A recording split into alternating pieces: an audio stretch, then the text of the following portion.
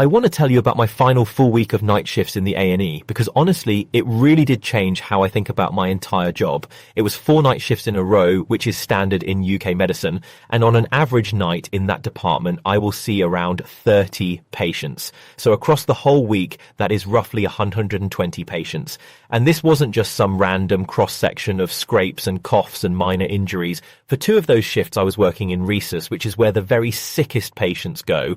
So that's people having really big heart attacks or cardiac arrests, arriving through the door, or sepsis or heart failure, anything where they are either clinically dead at that very moment and we're trying to bring them back to life, or at a huge risk of dying unless we do something there and then.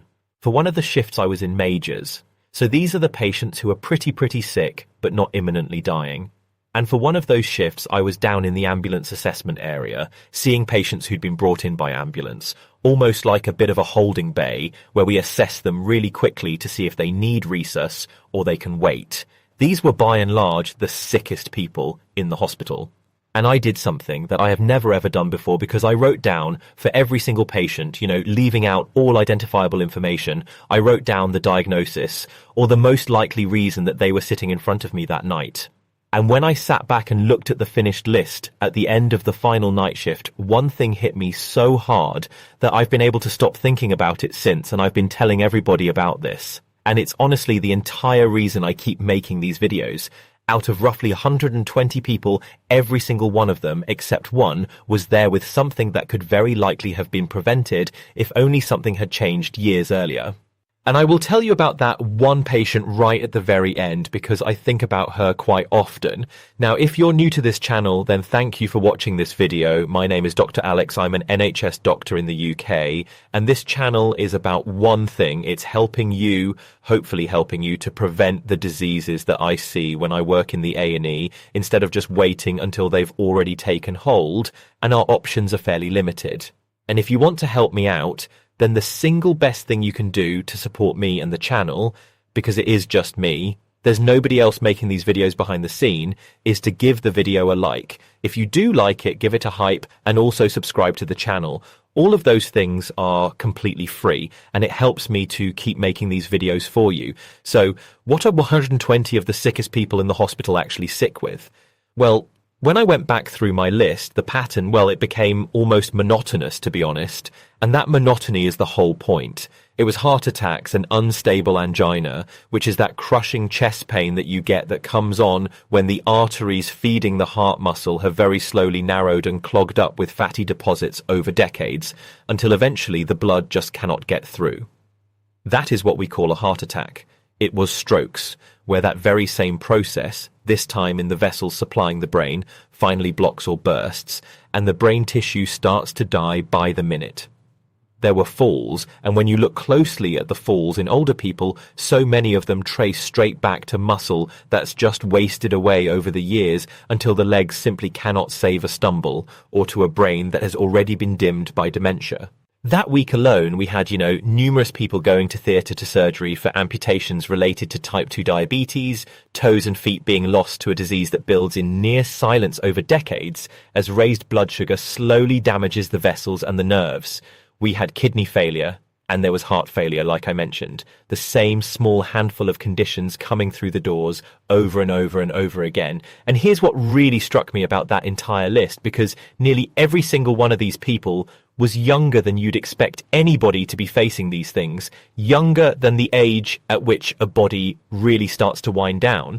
If only that life had been full of the things I talk about on this channel, like real food that has been grown in the ground and regular movement, being strong, not sitting all day, decent sleep, and keeping clear of the things that modern life, crowds around us instead. Because almost every single one of them was the very slow downstream consequence of how a life had actually been lived, of blood pressure left untreated for years, of a diet that was slowly doing damage from the inside out, of movement that had just gradually disappeared, of the early warning signs that nobody ever joined up and acted on years earlier.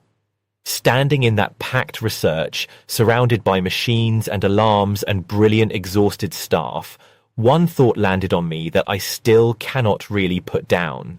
And I want to share it with you because I think it is more important than any single health tip I could ever give you. If prevention was treated as its own proper specialty, like cardiology, like dermatology, like general practice, like colorectal surgery, if doctors spent even half the time and energy stopping these diseases, rather than only treating them once they've already arrived and done the damage, our hospitals would look completely different.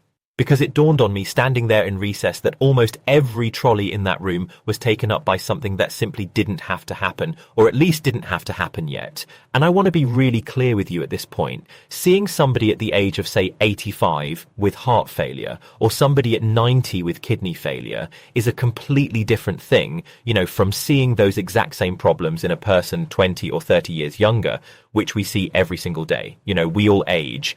Every single one of us ages, and our bodies will decline in the end. That is just life, and there's no escaping that. What I'm talking about is the age that decline arrives, and the speed it picks up once it does. Because so much of what I was seeing that week was that decline turning up decades too early. And let me just be clear about another thing as well. This isn't a criticism of the patients, not for a single second. It is a criticism of the system, of the wider world that's built to wait for people to break, and then to patch them up, rather than to help them never break in the first place. Like a heart attack, we wait for a heart attack to happen, and we can do amazing things. We can thread catheters and stents all the way through the arm, all the way through into the heart, into the coronary arteries, and we can save somebody from dying from a heart attack. But we are terrible at preventing that heart attack from happening in the first place. Just think for a moment about how little real education any of us are ever given about this sort of thing. And then think about how modern life is actually set up, because it pushes us day after day away from the very things that keep us well. It has us sitting, I guess, like I am now recording these videos today. It has us sitting for most of our waking hours. It designs movements out of our days almost without us noticing, and it puts cheap, refined, really damaging, ultra-processed food in front of us at like every single turn, literally. Wherever you look, there is ultra-processed food. That is the default these days, and it somehow makes the natural stuff, the things that are actually grown in the ground, feel like the harder and more expensive option. So the people on those trolleys in the A&E, they weren't weak or foolish or to blame. Most of them were just simply never given the education or the support or the early warning or the time with somebody who could have helped them to change the story a decade earlier, back when it was still easy to change. For example, when somebody first goes to the doctor and they get diagnosed with hypertension or pre-diabetes, like my brother-in-law who was diagnosed with pre-diabetes a couple of months ago, and nothing has ever been done about it. Those are the moments to change somebody's life for good. And that gap, the gap between what we already know prevents disease and what we actually do about it, is the gap that I'm trying in my own very small way to help close. And I hope more people join me in that cause. And now let's talk about the patient that I promised you at the beginning. The only illness on my whole list that no lifestyle change in the world could ever have prevented. And I want to warn you quite gently here. This was the hardest shift of my entire career.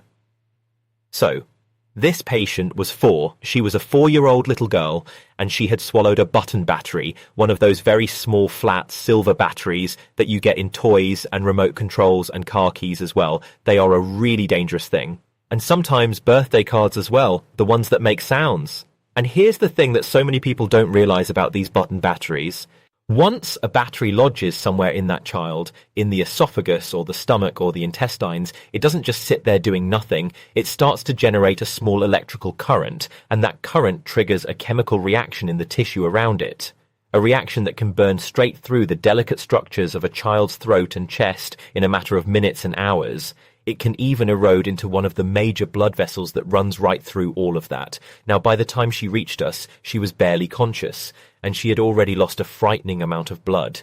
And we threw everything that we had, at this scenario, with every person in that room giving absolutely everything that they had, and we still couldn't save her. And what makes this even harder is that our resource department was completely full. The way it pretty much is all the time, that is, it's just full, past capacity 100% of the time, with cases that could be prevented. And it took us precious minutes just to clear the space that this little girl needed. And what that meant was that a lot of her care in the first few minutes was happening out in the corridor. That was a 4-year-old girl fighting for her life in the hospital corridor. Now, I'm not telling you this to, upset people or just, saying it for the sake of it. It crystallized the whole thing for me in a way that nothing else ever had. If our departments weren't permanently overflowing with preventable disease, we would have so much more room, so much more time, so many more staff available, for the cases that truly cannot be prevented like this one. The real accidents and the tragedies and the cancer cases in children, the things that just cannot be prevented. So prevention, it turns out, isn't only about protecting your own health. It's about leaving room in an overloaded system for the child who has no other chance. And unless something changes, I can see this problem only getting worse over the next 2 decades.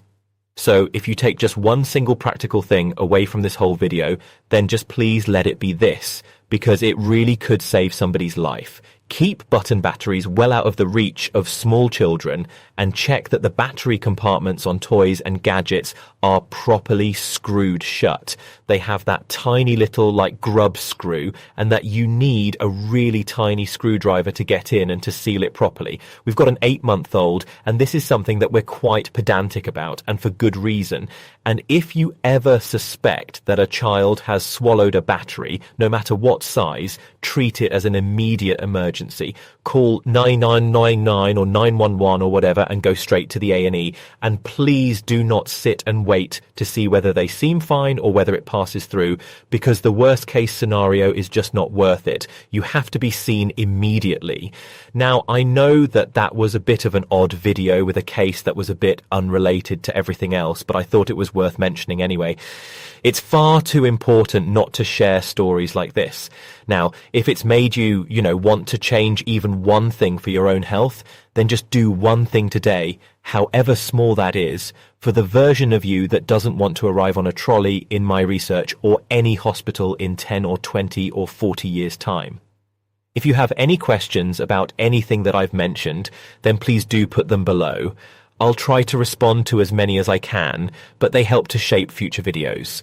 If there's anything else that I can be of help with, then again, just pop them below and I'll do my best wherever I can to try and clarify things if that's what you need.